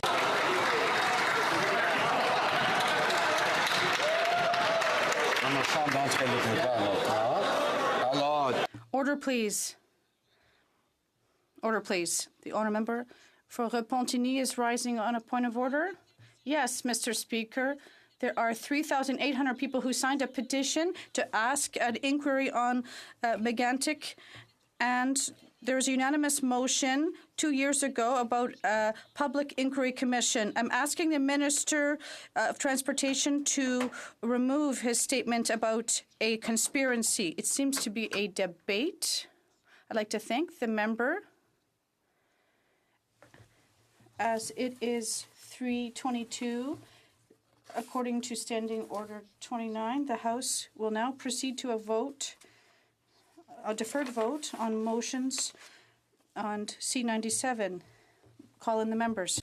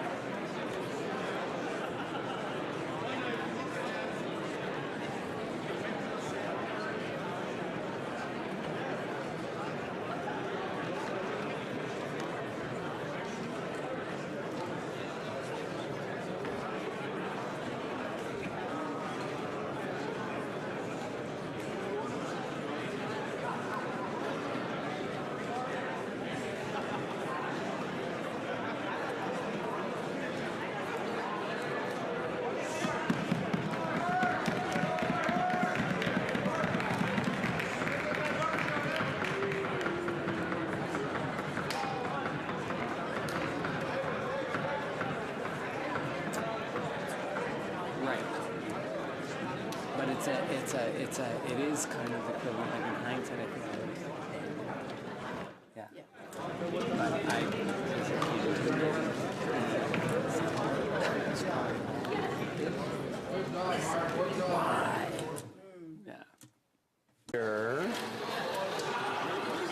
Question is on motion number 1. A vote on this motion also applies to motions numbers 2 to 17. Mr. Poilievre, seconded by Mr. McCauley. Edmonton West moved that Bill C-97 be amended by deleting Clause 30. All those in favor of the motion will please rise. Ms. Bergen. Mr. Nicholson. Mr. Nicholson. Ms. Finley. Ms. Finley. Ms. Gladue. Ms. Gladue. Mr. Kent. Mr. Kent. Mr. O'Toole. Mr. O'Toole. Mr. Reyes. Mr. Reyes. Mrs. McLeod, Kamloops, Thompson, Caribou. Ms. McLeod, Kamloops, Thompson, Caribou. Mr. Nuttall. Mr. Nuttall. Mr. Doherty. Mr. Doherty. Mr. Barlow. Mr. Barlow. Monsieur Berthold. Mr. Berthold. Mr. Paulus. Mr. Paulus. Mr. Albus. Mr. Albus. Mr. Chung. Mr. Chung. Mr. Richards. Mr. Richards. Mr. Warkington. Mr. Warkington. Mr. Strahl. Mr. Strahl. Mrs. Stubbs. Mrs. Stubbs. Ms. Harder. Ms. Harder. Mrs. Wong. Mrs. Wong. Mr. Abouteif. Mr. Abouteif. Mr. Lobb. Mr. Lobb. Mr. Sorensen. Mr. Sorensen. Mr. Godin. Mr. Godin. Mr. Reed. Mr. Reed. Mr. Lukiski. Mr. Lukiski. Mrs. Wagenthal. Mrs. Wagenthal. Mr. Nader. Mr. Nader. Mr. Broussard. Mr. Broussard. Mr. Sweet. Mr. Sweet. Mr. Anderson. Mr. Anderson. Mr. Jennerer. Mr. Jennerer. Mr. Soroya. Mr. Soroya. Mr. Carey. Mr. Carey. Mr. Falk-Provencher. Mr. Falk-Provencher. Mr. Zimmer. Mr. Zimmer. Mr. McGuire. Mr. McGuire. Mr. Kimmich. Mr. Kimmich. Mr. Yurdega. Mr. Yurdega. Mr. Tilson. Mr. Tilson. Mr. Calkins. Mr. Calkins. Mr. Jennis. Mr. Jennis. Mr. Dreeshen. Mr. Dreeshen. Mrs. Falk-Balfour, Lloydminster. Mrs. Falk-Balfour, Lloydminster. Mr. Cooper. Mr. Cooper. Mr. Albrecht. Mr. Albrecht. Mr. Arnold. Mr. Arnold. Mr. Généreux. Mr. Généreux. Mr. Gould. Mr. Gould. Mr. Waugh. Mr. Waugh. Mr. Schmale. Mr. Schmale. Mr. Macaulay, Edmonton West. Macaulay, Edmonton West. Mr. Shield. Mr. Shields. Mr. Diot. Mr. Diot. Ms. Leach. Ms. Leach. Mr. Leipert. Mr. Leipert. Mr. Vierson. Mr. Vierson. Mr. Weber. Mr. Weber. Mr. Motts. Mr. Motts. Mr. Benson. Mr. Benson. Mr. Lloyd. Mr. Lloyd. Mr. Barrett. Mr. Barrett. Mr. Davidson. Mr. Davidson. Mr. Stanton. Mr. Stanton. Mr. Sopak. Mr. Sopak. Mr. Van Kesteren. Mr. Van Kesteren. Mr. Shipley. Mr. Shipley. Mr. Glinsky. Mr. Glinsky. Mr. Miller, Bruce Gray, Owensound. Mr. Miller, Bruce Gray, Owensound. Mr. Trost. Mr. Trost. Mr. Bernier. Mr. Bernier. All those opposed to the motion will please rise. Ms. Chager. Ms. Chager. Mr. Hare. Mr. Hare. Madame Joly. Madame Joly. Mr. Goodale. Mr. Goodale. Mr. Rodriguez. Mr. Rodriguez. Ms. Murray. Ms. Murray. Ms. Qualtrough. Ms. Qualtrough. Mr. Morneau. Mr. Morneau. Ms. Bennett. Ms. Bennett. Ms. Haidu. Ms. Haidu. Mr. Hussein. Mr. Hussein. Mr. O'Regan. Mr. O'Regan. Mr. Blair. Mr. Blair. Ms. Tassie. Ms. Tassie. Mrs. Jordan. Mrs. Jordan. Ms. Mahichuk. Ms. Mahichuk. Mr. Casey Cumberland Colchester. Mr. Casey Cumberland Colchester. Mr. Easter. Mr. Easter. Mr. McKay. Mr. McKay. Mr. Knoll. Mr. Knoll. Ms. Grove. Mrs. Grove. Mr. Eiking. Mr. Eiking. Mrs. Lockhart. Mrs. Lockhart. Mr. Cormier. Mr. Cormier. Mrs. McCrimmon. Mrs. McCrimmon. Ms. Jones. Ms. Jones. Mr. Algabra. Mr. Algabra. Mr. Oliphant. Mr. Oliphant. Ms. Gould. Ms. Gould. Mr. Sohi. Mr. Sohi. Mr. Holland. Mr. Holland. Mr. Champagne. Mr. Champagne. Mr. Garneau. Mr. Garneau. Ms. Duncan Etobicoke North. Ms. Duncan Etobicoke North. Mr. Duclos. Mr. Duclos. Ms. McKenna. Ms. McKenna. Madame Bibeau. Madame Bibeau. Mr. Cosner. Mr. Cosner. Mr. Casey Charlottetown. Mr. Casey Charlottetown. Mr. Vaughan. Mr. Vaughan. Monsieur Serry. Monsieur Serry. Mr. Miller, Ville-Marie, le Sud-Ouest et les Serres. Mr. Miller, Ville-Marie, le Sud-Est, île des Sœurs. Mr. Schiffke. Mr. Schiffke. Mr. Bagnall. Mr. Bagnall. Mr. Paradis. Mr. Paradis. Mr. McGinty. Mr. McGinty. Mr. Scarpaleggia. Mr. Scarpaleggia. Mr. Sims. Mr. Sims. Ms. Ratanzi. Ms. Ratanzi. Mr. Fergus. Mr. Fergus. Mr. Ananda Sangari. Mr. Ananda Sangari. Ms. Goldsmith-Jones. Goldsmith-Jones. Ms. DeMoff. Mr. Moff. Monsieur Lefebvre. Mr. Lefebvre. Mr. Mendicino. Mr. Mendicino. Mr. Duguid. Mr. Duguid. Mr. Lamoureux. Mr. Lamoureux. Mr. McKinnon-Gatineau. Mr. McKinnon-Gatineau. Mr. Beach. Mr. Beach. Mr. Lightbound. Mr. Lightbound. Ms. O'Connell. Ms. O'Connell. Ms. Cara. Ms. Cara. Mr. Verani. Mr. Verani. Mr. Fraser Santronova. Mr. Fraser Santronova. Ms. Young. Ms. Young. Mrs. Schultz. Mrs. Schultz. Mr. Poisson. Mr. Poisson. Mr. De Courcy. Mr. De Courcy. Mrs. Romanado. Mrs. Romanado. Mr. Massé-Avignon-le-Métis, Matane-Matapédia. Mr. Massé-Avignon, le Métis Matane-Matapédia. Mr. Hébert. Mr. Hébert. Mr. Jevneski. Mr. Jesneski. Mr. Dhaliwal. Mr. Dhaliwal. Mr. Pesky-Salido. Mr. Pesky-Salido. Madame Mendez. Madame Mendez. Mr. Dubourg. Mr. Dubourg. Mr. Leslie. Mr. Leslie. Mr. Aldag. Mr. Aldag. Mr. Amos. Mr. Amos. Mr. Arsenault. Mr. Arsenault. Mr. Aria. Mr. Aria. Mr. Ayoub. Mr. Ayoub. Mr. Badaway. Mr. Badaway. Mr. Bayliss. Mr. Bayliss. Madame Lapointe. Madame Lapointe. Mr. Biddle. Mr. Biddle. Mr. Boissonneau. Mr. Boissonneau. Mr. Bossio. Mr. Bostia. Mr. Bertina. Mr. Bertina. Mr. Breton. Mr. Breton. Mr. Chen. Mr. Chen. Mr. Bruson. Mr. Bruson. Ms. Dillon. Ms. Dillon. Mr. Drouin. Mr. Drouin. Ms. Zerwitz. Ms. Zerwitz. Mr. Assassi. Mr. Assassi. Mr. Elkoury. Mr. Elkoury. Mr. Ellis. Mr. Ellis. Mr. Erskine Smith. Mr. Erskine Smith. Mr. Eyolfson. Mr. Eyolfson. Mr. Finnegan. Mr. Finnegan. Mr. Fisher. Mr. Fisher. Mr. Fonseca. Mr. Fonseca. Mr. Fragiscados. Mr. Fragiscados. Mr. Fraser Westnova. Mr. Fraser Westnova. Mr. Garrettson. Mr. Garrettson. Mr. Graham. Mr. Graham. Mr. Hardy. Mr. Hardy. Mr. Harvey. Mr. Harvey. Mr. Housefather. Mr. Housefather. Ms. Hutchings. Ms. Hutchings. Mr. Yakuno. Mr. Yakuno. Mr. Johari. Mr. Johari. Ms. Khalid. Ms. Khalid. Mr. Levitt. Mr. Levitt. Mr. Long. Mr. Long. Mr. Longfield. Mr. Long. Ms. Ludwig. Ms. Ludwig. Mr. Maloney. Mr. Maloney. Mr. May Cambridge. Mr. May Cambridge. Mr. McDonald. Mr. McDonald. Mr. McKinnon Coquitlam. Mr. McKinnon Coquitlam. Mr. McLeod Northwest Territories. Mr. McLeod Northwest Territories. Mr. Morrissey. Mr. Morrissey. Madame Nassif. Madame Nassif. Mr. Oliver. Mr. Oliver. Mr. Ouellet. Mr. Ouellet. Mr. Peterson. Mr. Peterson. Mr. Picard. Mr. Picard. Mr. Rioux. Mr. Rioux. Mr. Robillard. Mr. Robillard. Ms. Rudd. Ms. Rudd. Mr. Rumi. Mr. Rumi. Ms. Sahota. Ms. Sahota. Mr. Saini. Mr. Saini. Mr. Sanson. Mr. Sanson. Mr. Sangha. Mr. Sangha. Mr. Sarai. Mr. Sarai. Madame Shanahan. Madame Shanahan. Mr. Sheehan. Mr. Sheehan. Mr. Sidhu Mission Masquerade Fraser Canyon. Mr. Sidhu Mission Masquerade Fraser Canyon. Ms. Sidhu Brandon South. Ms. Sidhu Brandon South. Mr. Secan. Mr. Secan. Mr. Sorbera. Mr. Sorbera. Mr. Spangaman. Mr. Spangaman. Mr. Tabera. Mr. Tabara. Mr. Tan. Mr. Tan. Ms. Vandenbell. Ms. Vandenbell. Mr. Whalen. Mr. Whalen. Madame Fortier. Madame Fortier. Madame Lambropoulos. Madame Lambropoulos. Mr. Hogue. Mr. Hogue. Mr. Rogers. Mr. Rogers. Ms. Yep. Ms. Yep. Mr. Rota. Mr. Rota. Madame Bendayan. Madame Bendayan. Mr. Julian. Mr. Julian. Mr. Massey Windsor West. Mr. Massey Windsor West. Mr. Bouleris. Mr. Bouleris. Ms. Benson. Ms. Benson. Ms. Kwong. Ms. Kwong. Ms. Ashton. Ms. Ashton. Monsieur Caron. Monsieur Caron. Mr. Garrison. Mr. Garrison. Madame Brosseau. Madame Brosseau. Madame Sans Souci. Madame Sans Souci. Ms. Jolibois. Ms. Jolibois. Monsieur Dussault. Monsieur Dussault. Monsieur Dubé. Monsieur Dubé. Monsieur Aubin. Monsieur Aubin. Monsieur Nantel. Monsieur Nantel. Monsieur Choquette.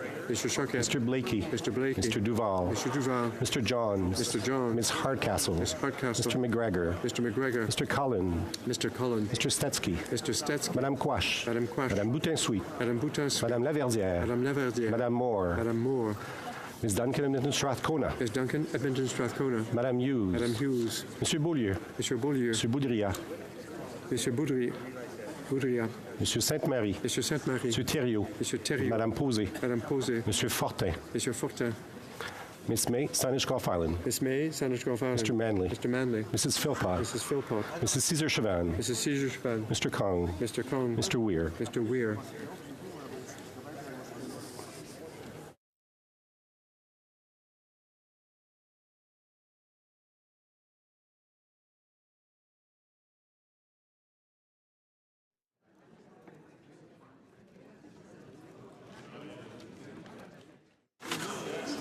Yeas pour 72, 72. Nays contre 197, 197.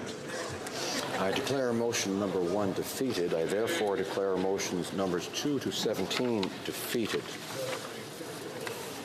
La mise aux voix porte sur la motion. The next vote is on motion number 18. A vote on this will also apply to numbers 19 to 33.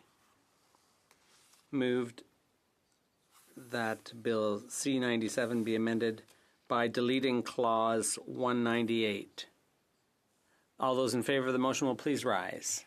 Julian.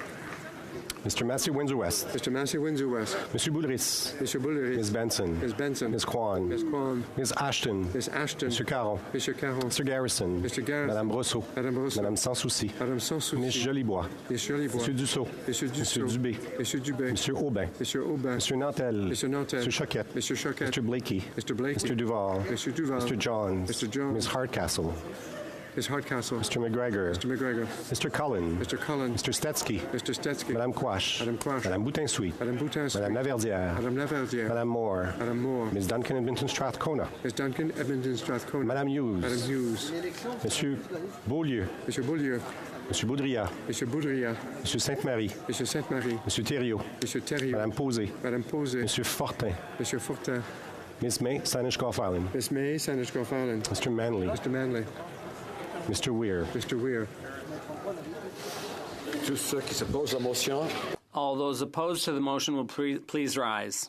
Mr. Hare. Mr. Hare.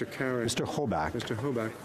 Mr. Falk-Provencher. Mr. Falk-Provencher. Mr. Zimmer. Mr. Zimmer. Mr. McGuire. Mr. McGuire. Mr. Kimmich. Mr. Kimmich. Mr. Yordega. Mr. Yordega. Mr. Tilson. Mr. Tilson. Mr. Calkins. Mr. Calkins. Mr. Jennis. Mr. Jennis. Mr. Dreeshen. Mr. Dreeshen. Mrs. Falk Battleford Lloydminster. Mrs. Falk Battleford Lloydminster. Mr. Cooper. Mr. Cooper. Mr. Albrecht. Mr. Albrecht. Mr. Arnold. Mr. Arnold. Mr. Généreux. Mr. Généreux. Mr. Gould. Mr. Gould. Mr. Waugh. Mr. Waugh. Mr. Schmale. Mr. Schmale. Mr. Macaulay Edmonton West. Mr. Macaulay, Edmonton West. Mr. Shields. Mr. Shields. Mr. Diot. Mr. Diot. Ms. Leach. Ms. Leach. Mr. Leipert. Mr. Leipert. Mr. Viersen. Mr. Viersen. Mr. Weber. Mr. Weber. Mr. Motz. Mr. Motz. Mr. Benson. Mr. Benson. Mr. Lloyd. Mr. Lloyd. Mr. Barrett. Mr. Barrett. Mr. Davidson. Mr. Davidson. Mr. Stanton. Mr. Stanton. Mr. Sopa. Mr. Sopa. Mr. Van Kesteren. Mr. Van Kesteren. Mr. Shipley. Mr. Shipley. Mr. Iglinski. Mr. Iglinski. Mr. Miller, Bruce Gray, Owensound. Mr. Miller, Bruce Gray, Owensound. Mr. Trost. Mr. Trost. Mr. Bernier. Mr. Bernier. Mrs. Philpott. Mrs. Philpott. Mrs. Caesar Chavan. Mrs. Caesar Chavan. Mr. Kong. Mr. Kong. Mr. Clement. Mr. Clement.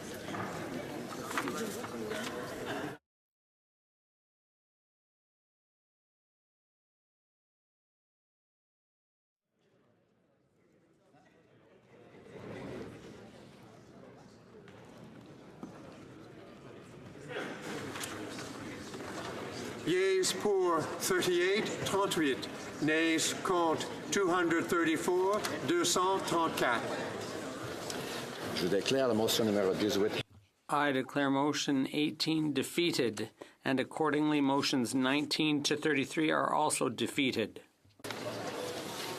Question is on motion number 34. A vote on this motion also applies to motions numbers 35 to 43. It should be so. Seconded by Mr. Dubé. Moved that Bill C-97 be amended by deleting clause 270. All those in favor of the motion will please rise. Ms. Bergen. Ms. Bergen. Mr. Nicholson. Mr. Nicholson. Ms. Finley. Ms. Finley. Ms. Ledoux. Ms. Ledoux. Mr. Kent. Mr. Kent. Mr. O'Toole. Mr. O'Toole. Mr. Reyes. Mr. Reyes. Mr. Fast. Mr. Fast. Mrs. McLeod, Kamloops, Thompson, Caribou. Mrs. McLeod, Kamloops, Thompson, Caribou. Mr. Nuttall. Mr. Nuttall. Mr. Doherty. Mr. Doherty. Mr. Barlow. Mr. Barlow. Mr. Berthold. Mr. Berthold. Mr. Pulis. Mr. Pulis. Mr. Albus. Mr. Albus. Mr. Chung. Mr. Chung. Mr. Richards. Mr. Richards. Mr. Warkington. Mr. Warkington. Mr. Straw. Mr. Straw. Mrs. Stubbs. Mrs. Stubbs. Ms. Harder. Ms. Harder. Mrs. Wong. Mrs. Wong. Mr. Abultaif. Mr. Abouteyev. Mr. Lobb. Mr. Lobb. Mr. Sorensen. Mr. Sorensen. Mr. Godin. Mr. Godin. Mr. Clark. Mr. Clark. Mr. Reed. Mr. Reed. Mr. Lukiski. Mr. Lukiski. Mrs. Wagenthal. Mrs. Wagenthal. Mr. Nader. Mr. Nader. Mr. Broussard. Mr. Broussard. Mr. Sweet. Mr. Sweet. Mr. Anderson. Mr. Anderson. Mr. Jenner. Mr. Jenner. Mr. Soroya. Mr. Soroya. Mr. Carey. Mr. Carey. Mr. Hobach. Mr. Hobach. Mr. Falk-Provencher. Mr. Falk-Provencher. Mr. Zimmer. Mr. Zimmer. Mr. McGuire. Mr. McGuire. Mr. Kimmich. Mr. Kimmich. Mr. Yordega. Mr. Yordega. Mr. Tilson. Mr. Tilson. Mr. Calkins. Mr. Calkins. Mr. Jennis. Mr. Jennis. Mr. Dreeshen. Mr. Dreeshen. Mrs. Falk Balfours Lloydminster. Mrs. Falk Balfours Lloydminster. Mr. Cooper. Mr. Cooper. Mr. Albrecht. Mr. Albrecht. Mr. Arnold. Mr. Arnold. Mr. Genereux. Mr. Genereux. Mr. Gould. Mr. Gould. Mr. Waugh. Mr. Waugh. Mr. Schmale. Mr. Schmale. Mr. Macaulay Edmonton West. Mr. Macaulay Edmonton West. Mr. Shields. Mr. Shields. Mr. Diot. Mr. Diot. Ms. Leach. Ms. Leach. Mr. Leipert. Mr. Leipert. Mr. Viersen. Mr. Viersen. Mr. Weber. Mr. Weber. Mr. Motz. Mr. Motz. Mr. Benson. Mr. Benson. Mr. Lloyd. Mr. Lloyd. Mr. Barrett. Mr. Barrett. Mr. Davidson. Mr. Davidson. Mr. Stanton. Mr. Stanton. Mr. Sopa. Mr. Sopa. Mr. Van Kesteren. Mr. Van Kesteren. Mr. Shipley. Mr. Shipley. Mr. Iglinski. Mr. Iglinski. Mr. Miller, Bruce Gray, Owensound. Mr. Miller, Bruce Gray, Owensound. Mr. Trost. Mr. Trost. Mr. Julian. Mr. Julian. Mr. Massey, Windsor West. Mr. Massey, Windsor West. Mr. Bouleris. Mr. Bouleris. Ms. Benson. Ms. Benson. Ms. Kwan. Ms. Kwan. Ms. Ashton. Ms. Ashton. Mr. Carroll. Monsieur Caron. Mr. Garrison. Mr. Garrison. Madame Brosseau. Madame Brosseau. Madame Sans Souci. Madame Sans Souci. Ms. Jolibois. Ms. Jolibois. Monsieur Dussault. Monsieur Dussault. Monsieur Dubé. Monsieur Dubé. Monsieur Aubin. Monsieur Aubin. Monsieur Nantel. Monsieur Nantel. Monsieur Choquette. Monsieur Choquette. Mr. Blakey. Mr. Blakey. Mr. Duval. Mr. Duval. Mr. Johns. Mr. Johns. Ms. Hardcastle. Ms. Hardcastle. Mr. McGregor. Mr. McGregor. Mr. Cullen. Mr. Cullen. Mr. Statsky. Mr. Statsky. Madame Quash. Madame Quash. Madame Boutin-Sweet. Madame Boutin-Sweet. Madame Laverdière. Madame Laverdière. Madame Moore. Madame Moore. Ms. Duncan Edmonton Strathcona. Ms. Duncan Edmonton Strathcona. Monsieur Beaulieu. Monsieur Beaulieu. Monsieur Boudria. Monsieur Boudria. Monsieur Sainte-Marie. Monsieur Sainte-Marie. Monsieur Thériault. Monsieur Thériault. Madame Posé. Madame Posé. Monsieur Fortin. Monsieur Fortin. Monsieur Bernier. Monsieur Bernier. Miss May, Sanish Gulf Island. Miss May, Sanish Gulf Island. Mr. Manley. Mr. Manley. Mrs. Philpott. Mrs. Philpott. Mr. Weir. Mr. Weir. Mr. Clement. Mr. Clement. Did I get Madame Hughes? Back to Madame Hughes. Madame Hughes. All those opposed to the motion will please rise. Ms. Chager. Ms. Chager. Mr. Hare. Mr. Hare. Madame Joly. Madame Joly. Mr. Goodale. Mr. Goodale. Mr. Rodriguez. Mr. Rodriguez. Ms. Murray. Ms. Murray. Ms. Qualtrough. Ms. Qualtrough. Mr. Morneau. Mr. Morneau. Mr. Lemaitre. Mr. Lemaitre. Ms. Bennett. Ms. Bennett. Ms. Haidu. Ms. Haidu. Mr. Hussein. Mr. Hussein. Mr. O'Regan. Mr. O'Regan. Mr. Blair. Mr. Blair. Ms. Tassie. Ms. Tassie. Mrs. Jordan. Mrs. Jordan. Ms. Mahicha. Ms. Mahicha. Mr. Casey Cumberland Colchester. Mr. Casey Cumberland Colchester. Mr. Easter. Mr. Easter. Mr. McKay. Mr. McKay. Mr. Knoll. Mr. Knoll. Ms. Groh. Ms. Scroll. Mr. Mr. Eiking. Mrs. Lockhart. Mr. Cormier. Mrs. McCrimmon. Ms. Jones. Mr. Algabra. Mr. Oliphant. Ms. Gould. Mr. Sohi. Mr. Holland. Mr. Champagne. Mr. Garneau. Ms. Duncan Etobicoke. Mr. Duclos. Ms. McKenna. Madame Bibeau. Mr. Kusner. Mr. Casey Charlottetown. Mr. Vaughan. Mr. Seri. Mr. Miller, Ville-Marie, le Sud-Ouest et les Sœurs. Mr. Schiefke. Mr. Bagnall. Mr. Paradis. Mr. McGinty. Mr. Scarpaleggia. Mr. Sims. Mr. Tanzi. Mr. Fergus. Mr. Ananda Sangari. Ms. Goldsmith-Jones. Ms. DeMoff. Mr. Lefebvre. Mr. Mendicino. Mr. Duguid. Mr. Lamour. Mr. McKinnon-Gatineau. Mr. Beach. Mr. Lightbound. Ms. O'Connell. Ms. Kara. Mr. Varani. Mr. Fraser Central Nova. Ms. Young. Mrs. Schultz. Mr. Poisson. Mr. De Courcy. Mrs. Romanado. Mr. Massé Avignon Métis Matane Matapédia. Mr. Hébert. Mr. Jeffneski. Mr. Dhaliwal. Mr. Pesky Salido. Madame Mendez. Mr. Dubourg. Mr. Leslie. Mr. Aldegg. Mr. Amos. Mr. Arsenault. Mr. Aria. Mr. Ayoub. Mr. Badaway. Mr. Bayliss. Madame Lapointe. Mr. Biddle. Mr. Boissonneau. Mr. Bossio. Mr. Bertina. Mr. Breton. Mr. Chen. Mr. Bruson. Ms. Dillon. Mr. Drouin. Ms. Zerowitz. Mr. Sassi. Mr. El Khoury. Mr. Ellis. Mr. Erskine-Smith. Mr. Eyolfson. Mr. Finnegan. Mr. Fisher. Mr. Fonseca. Mr. Fragascados. Mr. Fraser Westnova. Mr. Garrettson. Mr. Graham. Mr. Hardy. Mr. Harvey. Mr. Housefather. Ms. Hutchings. Mr. Yakono. Mr. Johari. Ms. Khalid. Mr. Levitt. Mr. Long. Mr. Longfield. Ms. Ludwig. Mr. Maloney. Mr. May Cambridge. Mr. McDonald. Mr. McKinnon, Coquitlam. Mr. McLeod, Northwest Territories. Mr. Morrissey. Madame Nessif. Mr. Oliver. Mr. Ouellet. Mr. Peterson. Mr. Picard. Mr. Rioux. Mr. Robillard. Ms. Rudd. Mr. Rumi. Ms. Sahota. Mr. Saini. Mr. Sanson. Mr. Senga. Mr. Sarai. Madame Shanahan. Mr. Sheehan. Mr. Sidhu Mission Masquerade Fraser Canyon. Ms. Sidhu Brampton South. Mr. Secan. Mr. Sorbera. Mr. Spengeman. Mr. Tabera. Mr. Tan. Ms. Vandenbelt. Mr. Whalen. Madame Fortier. Madame Ambropoulos. Mr. Hogue. Mr. Rogers. Ms. Yep. Mr. Rota. Madame Bendayan. Mrs. Caesar Chavan. Mr. Kung.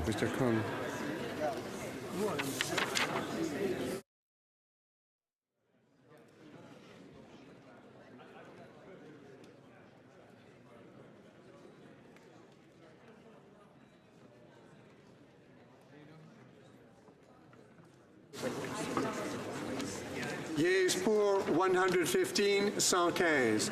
Nays contre 159, 159. I declare motion number 34 defeated. I therefore declare motions numbers 35 to 43 defeated. La mise au voix pour. The question is on motion number 44.